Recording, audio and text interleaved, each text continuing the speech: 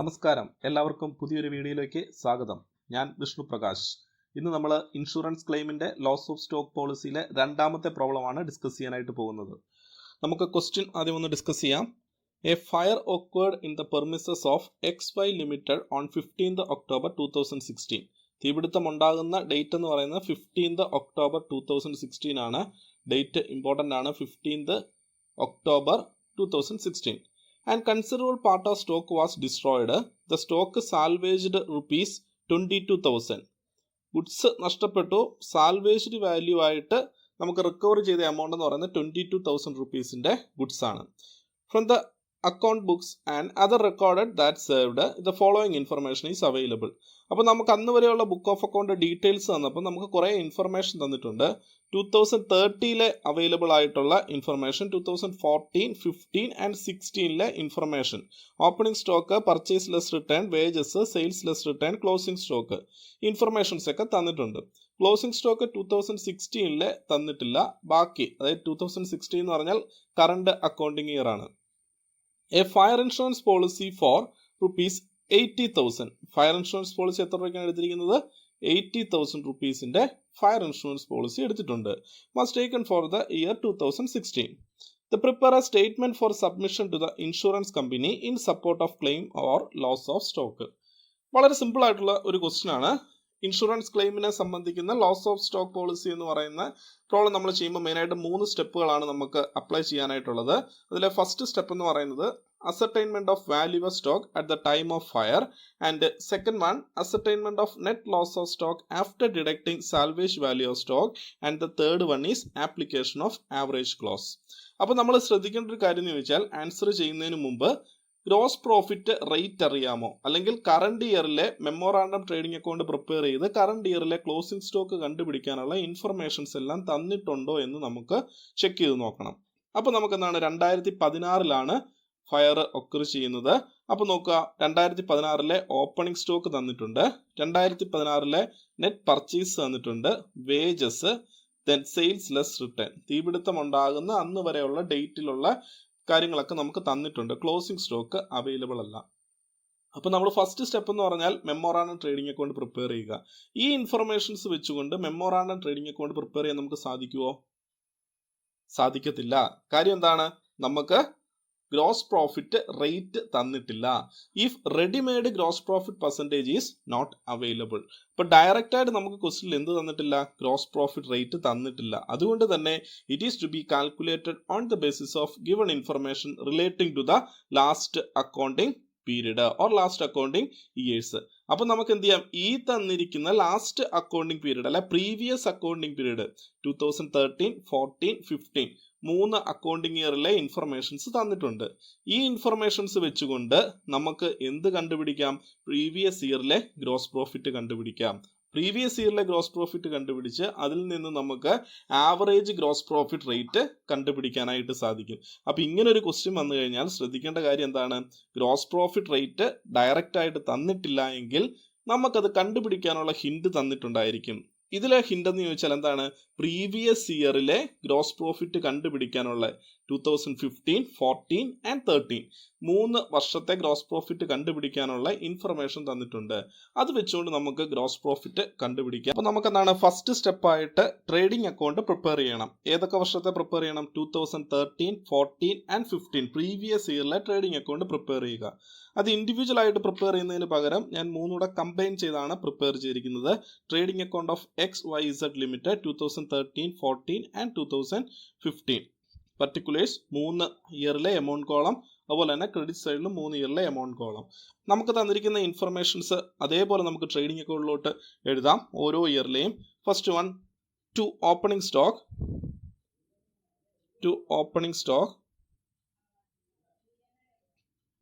Opening stock 2013 70,000 rupees, 2014 50,000 rupees, 2015 60,000 rupees. Then next one is purchase less return. Purchase ആണ് തന്നിരിക്കുന്നത്. അപ്പോൾ net purchase ആണ് തന്നിരിക്കുന്നത്. Net purchase to net purchase amount തന്നിട്ടുണ്ട് 2,90,000, 3,26,000. അപ്പോൾ നമ്മൾ കറണ്ട് ഇയർ എടുക്കണ്ട, പ്രീവിയസ് ഇയറിലെ മാത്രമാണ് നമ്മൾ സെലക്ട് ചെയ്യുന്നത്. അപ്പോൾ 2,90,000. The next one is 3,26,000. 3,26,000. Direct expense തന്നിട്ടുണ്ട് wages. To wages 2013 20,000, 2014 again 20,000, 2015 24,000. Yes, അപ്പോൾ നമ്മുടെ ഡെബിറ്റ് സൈഡിലുള്ള opening stock, net purchase, wages എഴുതി. ഇനി അതിന്റെ ക്രെഡിറ്റ് സൈഡിലോട്ട് വന്നു കഴിഞ്ഞാൽ ഫസ്റ്റ് ഐറ്റം എന്ന് പറയുന്നത് by sales less return. Net sale ആണ്. By net sale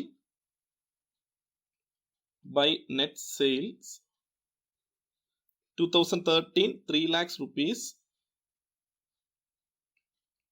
2014 4 lakhs rupees, 2015 again 4 lakhs rupees. Yes, net sales എഴുതി. ക്ലോസിംഗ് സ്റ്റോക്ക് നമുക്ക് ഡയറക്റ്റ് ആയിട്ട് തന്നിട്ടുണ്ട്. ഫസ്റ്റ് 3 ഇയേഴ്സിലെ 2013, 14, 15 വരെയുള്ള ക്ലോസിംഗ് സ്റ്റോക്ക് തന്നിട്ടുണ്ട്. So by closing stock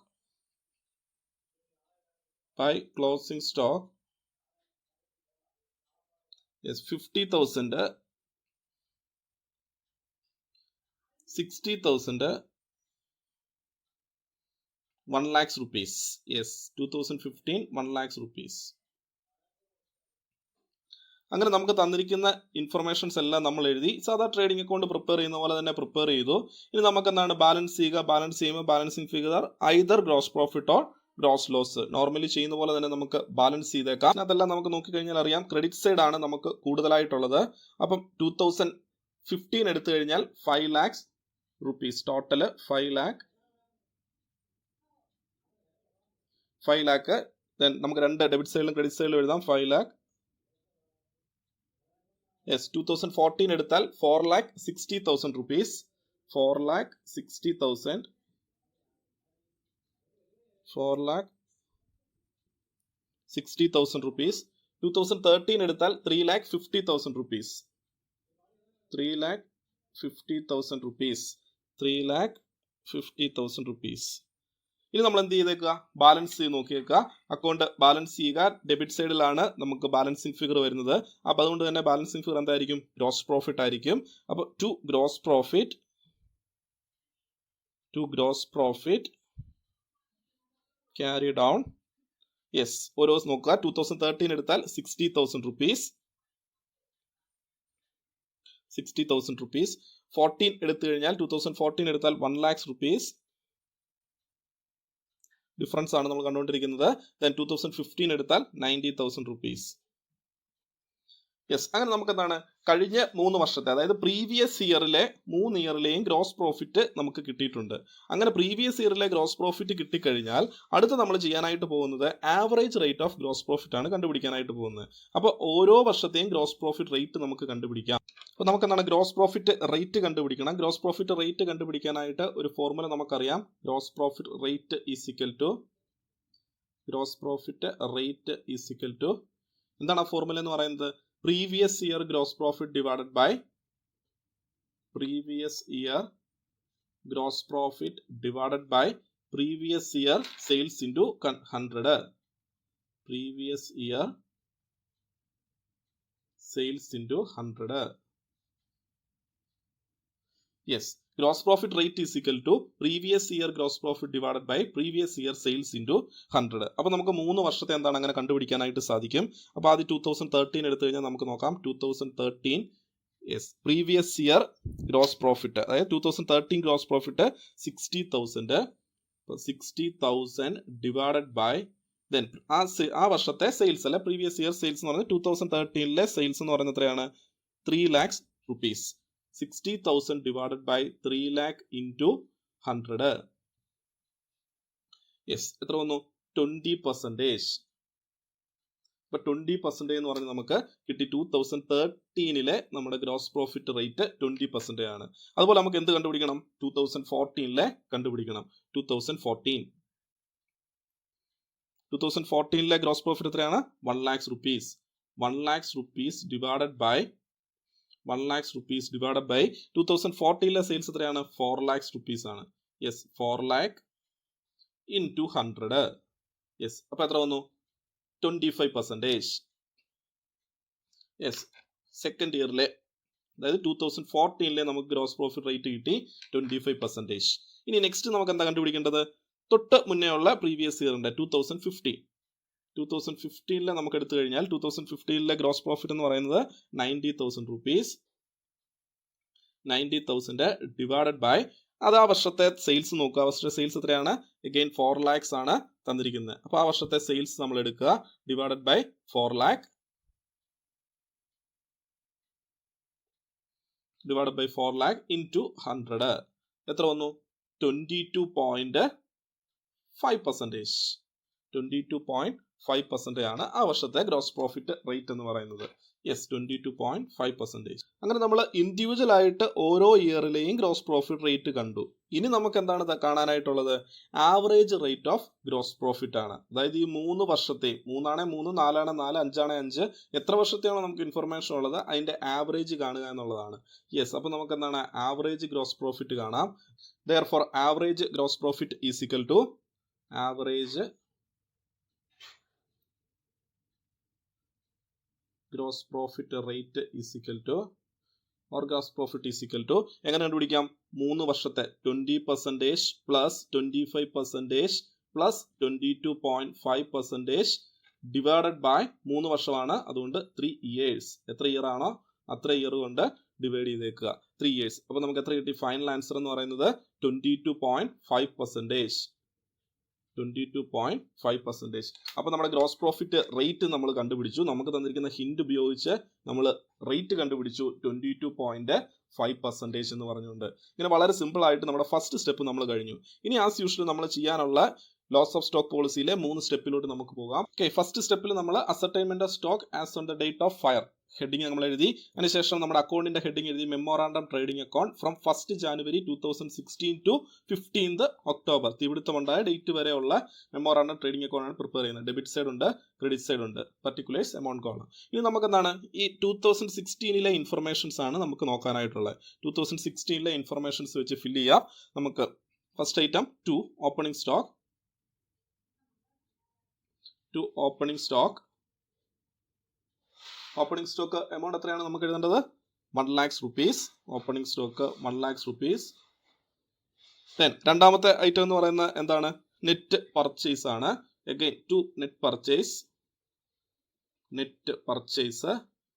yes, amount എത്രയാണ് net purchase? 2,40,000 rupees. 2,40,000 rupees debit ചെയ്തു. ഇനി അടുത്ത ഐറ്റം എന്താണ്? ഡയറക്റ്റ് എക്സ്പെൻസ് ആണ്. അപ്പൊ അഗൈൻ എന്താണ്? To wages. To wages amount എത്ര തന്നിരിക്കുന്നത്? 2016 22,000 ഡെബിറ്റ് ചെയ്തു. To wages 22,000. ഇനി എന്താ തന്നിരിക്കുന്നത്? സെയിൽസ് ആണ് തന്നിരിക്കുന്നത്. Net sales. സെയിൽസ് എപ്പോഴും എവിടെ എഴുതണം? ക്രെഡിറ്റ് സൈഡിൽ എഴുതണം. സെയിൽസ് എങ്ങനെ എഴുതാം? By net sales is equal to, yes, amount എത്ര നമ്മൾ ക്രെഡിറ്റ് ചെയ്യണം? Net sale 3,20,000 rupees. 3,20,000 rupees. ഇനി നമുക്ക് എന്താണ്? ക്ലോസിംഗ് സ്റ്റോക്ക് ആണ് അടുത്ത് എഴുതേണ്ടത്, അല്ലെ ക്ലോസിംഗ് സ്റ്റോക്ക് ആണ് നമുക്ക് കണ്ടുപിടിക്കേണ്ടത്. അപ്പോൾ നമുക്കത് കണ്ടുപിടിക്കണമെങ്കിൽ ഇവിടെ ഗ്രോസ് പ്രോഫിറ്റ് ഉണ്ടെങ്കിലേ കണ്ടുപിടിക്കാനായിട്ട് സാധിക്കും. ഗ്രോസ് പ്രോഫിറ്റ് കണ്ടുപിടിക്കാൻ വേണ്ടിയാണ് നമ്മൾ ആദ്യം വർക്കിംഗ് നോട്ട് പ്രിപ്പയർ ചെയ്തിരുന്നത്. ആവറേജ് ഗ്രോസ് പ്രോഫിറ്റ് റേറ്റ് എന്ന് പറഞ്ഞാൽ എത്രയാണ്? സെയിൽസിന്റെ 22.5% ആണ് നമുക്ക് മനസ്സിലായി. അപ്പോൾ കറണ്ട് ഇയറിലെ ഗ്രോസ് പ്രോഫിറ്റ് കാണണമെങ്കിൽ എന്ത് ചെയ്യണം? Gross profit is equal to, നമുക്ക് വർക്കിംഗ് നോട്ട് ആയിട്ട് തന്നെ എഴുതാം, gross profit is equal to sales into എത്രയാണ്? സെയിൽസിന്റെ 22.5% എന്നാണ് പറഞ്ഞിരിക്കുന്നത്. അപ്പൊ സെയിൽസ് എത്രയാണ്? 3,20,000. കറണ്ട് ഇയറിലെ സെയിൽസ് അപ് ടു എന്ന് വരെ ഉള്ളതാണ് 15th October 2016 വരെ, ഇൻറ്റു എന്താ നമുക്ക് കിട്ടേണ്ടത്? 22.5%. 22.5%. എത്ര വന്നു? 22.5% നമ്മൾ കണ്ടപ്പോഴത്തേക്ക് 72,000 rupees. കറണ്ട് ഇയറിലെ ഗ്രോസ് പ്രോഫിറ്റ് എന്ന് പറഞ്ഞാൽ നമുക്ക് എത്രയായിട്ട് കിട്ടി? 72,000 എന്ന് പറഞ്ഞുകൊണ്ട് കിട്ടി. യെസ്, അപ്പൊ നമുക്ക് ഇവിടെ എഴുതാം to gross profit. Gross profit എങ്ങനെ കണ്ടുപിടിച്ചിരിക്കുന്നത്? 22.5%, അതായത് ഈ എമൗണ്ട് 22.5% ഓഫ് എന്തിന്റെ ആണ്, സെയിൽസിന്റെ ആണ്, ഓഫ് സെയിൽസ്. അപ്പൊ നമുക്ക് കിട്ടിയ എമൗണ്ട് ആണ് 72,000 റുപ്പീസ് എന്ന് പറയുന്നത്. നമുക്ക് എന്താണ് 72,000 റുപ്പീസ് എഴുതാം. 72,000 റുപ്പീസ്. അപ്പൊ ഗ്രോസ് പ്രോഫിറ്റ് നമ്മൾ അങ്ങനെ കണ്ടുപിടിച്ചു. ഇനി നമ്മൾ എന്ത് ചെയ്താൽ മതി, അക്കൗണ്ട് ബാലൻസ് ചെയ്യുക. ബാലൻസ് ചെയ്യുമ്പോൾ കിട്ടുന്ന ഫിഗർ ആയിരിക്കും നമ്മുടെ ക്ലോസിംഗ് സ്റ്റോക്ക് എന്ന് പറഞ്ഞാൽ ascertainment of stock at the date of fire എന്ന് പറയുന്നത്. ബാലൻസ് ചെയ്തേക്കാം. ബാലൻസ് ചെയ്യുമ്പോൾ നമുക്കറിയാം ഡെബിറ്റ് സൈഡിലാണ് കൂടുതലായിട്ടുള്ളത്. കൂടുതൽ എമൗണ്ട് എന്ന് പറയുന്നത് എത്രയാണ് debit side amount? 4,34,000 rupees. 4,34,000 rupees. രണ്ട് എമൗണ്ട് കോളത്തിൽ ഡെബിറ്റ് സൈഡിലും ക്രെഡിറ്റ് സൈഡിലും എഴുതി 4,34,000 റുപ്പീസ്. യെസ്. ഇനി അത് ബാലൻസ് ചെയ്ത് നോക്കുക. ബാലൻസ് ചെയ്ത് നോക്കുമ്പോൾ കിട്ടുന്ന ഫിഗർ ആയിരിക്കും നമ്മുടെ ക്ലോസിംഗ് സ്റ്റോക്ക് എന്ന് പറയുന്നത്. ബാലൻസിംഗ് ഫിഗർ എത്രയാണ് കിട്ടിയിരിക്കുന്നത്? 1,14,000. 1,40,000 തന്നെ നമ്മൾ എന്ത് വിളിക്കാം? By closing stock. By closing stock ബ്രാക്കറ്റിൽ എഴുതിയിട്ടേക്കുക ബാലൻസിംഗ് ഫിഗർ. ബാലൻസിംഗ് ഫിഗർ എത്രയപ്പോൾ നമുക്ക് ആൻസർ കിട്ടിയത്? 1,14,000 റുപ്പീസ്. അങ്ങനെ ഫസ്റ്റ് സ്റ്റെപ്പ് നമ്മുടെ കഴിഞ്ഞു. ഇനി നമ്മൾ സെക്കൻഡ് സ്റ്റെപ്പിലോട്ട് പോകണോ തേർഡ് സ്റ്റെപ്പിലോട്ട് പോകണോ എന്നൊക്കെ നമ്മൾ തീരുമാനിക്കുന്നതാണ്. ക്വസ്റ്റ്യൻ നോക്കണം. നമ്മുടെ ക്വസ്റ്റിനകത്ത് സാൽവേജ്ഡ് വാല്യൂ തന്നിട്ടുണ്ടേ എങ്കിൽ നമ്മൾ എങ്ങോട്ട് പോകണം? സെക്കൻഡ് സ്റ്റെപ്പിലോട്ട് പോകണം. അപ്പൊ നമ്മുടെ ക്വസ്റ്റ്യൻ അത് നോക്കിയേ. The stock salvaged was ₹22,000. അപ്പൊ നമുക്ക് ഏതിലോട്ട് പോകണം? സ്റ്റെപ്പ് നമ്പർ 2 പോകണം. അപ്പൊ നമ്മുടെ സ്റ്റെപ്പ് നമ്പർ 2 എന്ന് പറഞ്ഞാൽ എന്താണ്? Ascertainment of net loss of stock. Step number 2 ascertainment of net loss of stock. നമ്മൾ ഹെഡിങ് എഴുതി the statement of claim for net loss of stock as on 50th October 2016. Heading ഒക്കെ എഴുതി statement prepare ചെയ്തു. ഇനി first item നമുക്ക് എഴുതേണ്ടത് എന്താണ്? Book value of stock. First item book value of stock. Book value of stock. ഇത്രയും book value of stock എന്ന് പറഞ്ഞാൽ മെമ്മോറാണ്ടം ട്രേഡിംഗ് അക്കൗണ്ടിൽ നിന്ന് നമ്മൾ പ്രിപ്പയർ ചെയ്ത് കണ്ടുപിടിച്ചിരിക്കുന്ന ഫിഗർ ആണ് നമ്മുടെ ബുക്ക് വാല്യൂ ഓഫ് സ്റ്റോക്ക് എന്ന് പറയുന്നത്. എത്രയാണത്? 1,40,000 rupees. 1,14,000 rupees book value of stock കിട്ടി. ബുക്ക് വാല്യൂ ഓഫ് സ്റ്റോക്ക് കിട്ടിക്കഴിഞ്ഞാൽ നെക്സ്റ്റ് അടുത്ത് ചെയ്യേണ്ടത് എന്താണ്? ലെസ് സാൽവേജ്ഡ് വാല്യൂ അല്ല നെറ്റ് സാൽവേജ് വാല്യൂ.